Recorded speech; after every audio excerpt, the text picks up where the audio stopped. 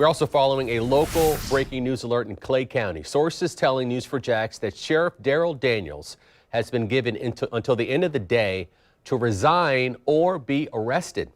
Daniels has been under investigation for more than a year about a potential abuse of power involving an incident with a woman that he had a romantic relationship with. News4Jax reporter Eric Avanier is joining us live near the Clay County Jail. Eric? Yes, right now we are outside the Clay County Sheriff's Office, which, as you can see, the lobby is still closed because of COVID-19. But we do know that the sheriff is not here, and here's how we know. Just behind this wall here would be his office, and if we can bring the camera over here this way, this is the office where we would normally conduct conversations with him on camera. As you can see, the lights are off. No one is there. Plus, we can also know that he's not here because his car is not parked in the spot that it would normally be parked at, because we know which vehicle it is and where the exact spot. Now, what we know so far, according to our sources, he was given an ultimatum to either resign from his position and never seek re-election, or be arrested on a charge of a felony charge of destruction of public records charges. Of course, this investigation began a little more than a year ago, and it's now has pretty much wrapped up. I would say just moments ago, I spoke with one of the candidates who was running for sheriff against Sheriff Darryl Daniels, Mike Taylor. Just take a listen to what he had to say.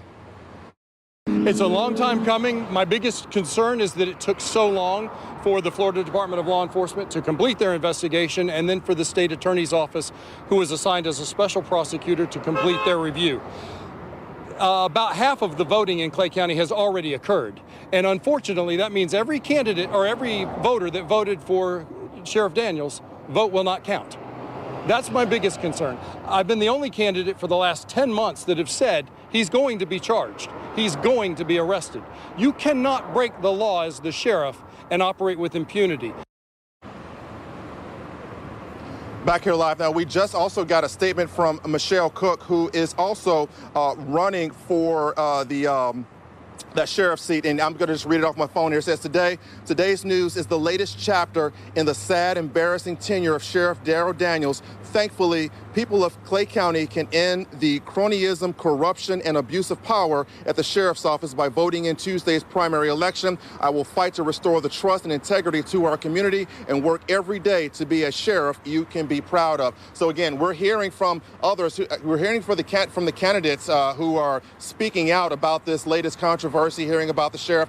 Coming up about an hour from now, around 6:30, you're going to hear from the sheriff himself from an interview that I did with him back in February that never made it on air, where during that interview, he talks about the investigation as how it relates to this upcoming election. It's an interview you don't want to miss. Reporting live in Clay County, Eric Avanier, Channel 4, the local station. All right, Eric, thank you. Folks at home, we have a team of reporters working on this breaking story right now that we broke at 4 o'clock. Coming up at 6 o'clock, Kent Justice is breaking down what we know about the investigation into Sheriff Darryl Daniels. Our reporter, Vic Michelucci, is speaking with the attorney for Daniels' mistress, Sierra Smith. And right now on news4jax.com, you can read about all the events that led us up to today.